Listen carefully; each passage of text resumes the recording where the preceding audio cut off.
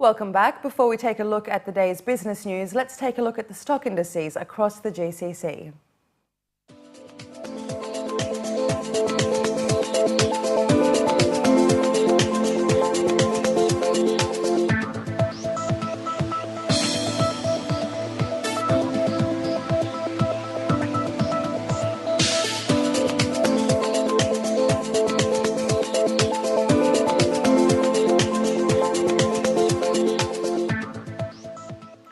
American automobile manufacturer Ford announced their sales figures for 2013, revealing a 12% growth in the UAE, coupled with their increased presence in the region.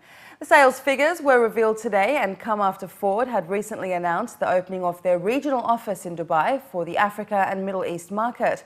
According to company representatives, their expansion is part of their efforts to invest in growing markets, and they are hoping to achieve 40% growth in regional sales to 5.5 million units by 2020. The 2013 sales figures of Ford and Lincoln showed that the company had achieved a milestone of selling 85,000 units across the Middle East, facilitated by a 33% growth of retail sales in the UAE during the year. The Ford Taurus was one of the best sellers due to the increased demand for luxury vehicles in the region, including Mustang, Ford Explorer, Edge and the F-Series vehicles. Following the announcement of the figures, the director for Ford Middle East and North Africa stated that they aim to launch 17 new vehicle models over the next 24 months, which will include Fusion, EcoSport, Lincoln MKC, Mustang and F-150, among others.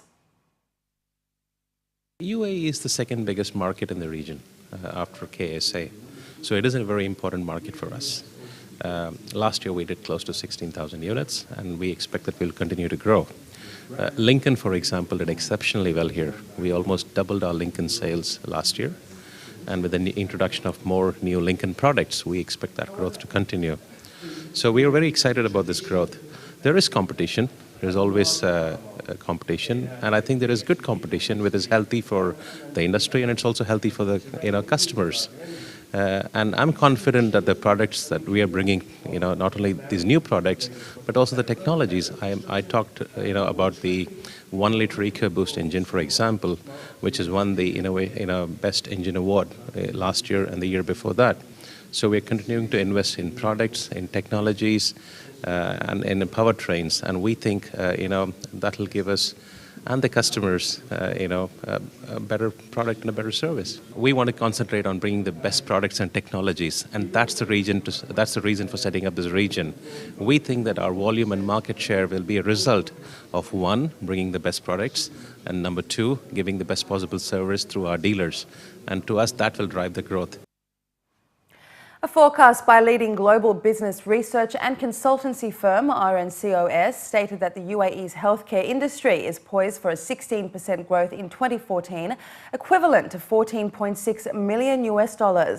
It is also estimated the UAE's healthcare spending per capita to grow by 5% in 2015, which is currently the second highest among GCC nations. In response, this year's Arab Health Exhibition and Congress is witnessing a record number of products and solutions that adopt e-health, automated processes and enhanced quality as well as efficiency in healthcare. Tapping into this growth opportunity, participating companies are offering innovative products and solutions. Among them is Cerner Middle East, which is showcasing their exclusive state-of-the-art IT healthcare solutions. According to company officials, there is vast potential in the market, particularly in the UAE and the Kingdom of Saudi Arabia. Over the last couple of years, our office here has tripled in size from about 60 people upwards to now up to 200. The public sector market with all the public hospitals has in fact automated most of that, but we're seeing a lot of growth now in the private space. So the smaller specialty hospitals, as well as the continued expansion of the information systems into the public sector. Our largest market today over the next 5 years will be Saudi Arabia. They're opening up 300 new hospitals, lots of new clinics, and I think it's important for us to be there, so we've expanded our operations there. Meanwhile, CareFusion, a medical technology company, aims to help the region's hospitals to improve medication management, respiratory care and infection prevention processes in the region. Company officials say the solutions they offer ultimately improves patient care and outcome. There is this need as well that comes from Saudi Arabia because of the expansion in the healthcare in general, the hospitals that are being built, the plans that the Ministry of Health that has in mind, which are great plans that shows a great vision for the healthcare in Saudi Arabia. So this is from one side in Saudi. The other part of the Gulf, so Kuwait, Qatar are booming as well. The UAE definitely with all what we're seeing in the newspaper in terms of improving the healthcare structure and the foundation of healthcare in the UAE is very important and carries a lot of potential and demand in terms of elevating the level of healthcare in the UAE. Indian aviation authorities have lifted a long-standing ban on airlines flying Airbus A380 Super Jumbos into the country, opening up access to 4 major airports.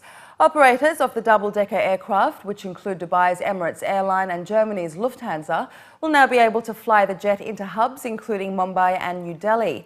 Services using the A380, the world's largest passenger aircraft with room for more than 500 passengers, are still subject to traffic entitlements and bilateral agreements, according to a statement from India's air transport regulator.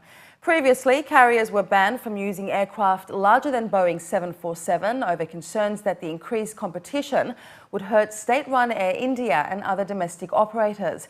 Emirates is the world's largest operator of the A380, with 44 of the jets currently in service and an additional 96 on order from the French manufacturer. Following the announcement, it said that it would assess the possibility of flying the aircraft into India in the near future. Both Abu Dhabi's Etihad Airways and Qatar Airways' first A380 are expected to enter service this year. Both airlines currently have 10 of the jets on order.